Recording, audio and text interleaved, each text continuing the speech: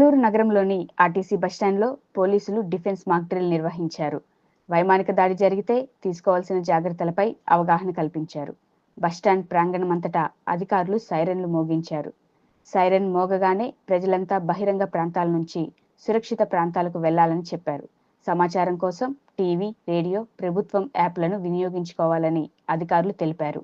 పహల్గాం ఉగ్రదాడి తర్వాత భారత్, పాకిస్తాన్ మధ్య ఉద్రిక్తలు తారాస్థాయికి చేరాయి.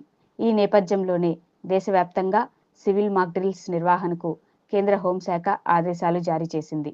ఈ క్రమంలో నెల్లూరు జిల్లా పోలీసులు మాక్ డ్రిల్పై ప్రజలకు అవగాహన కల్పించారు.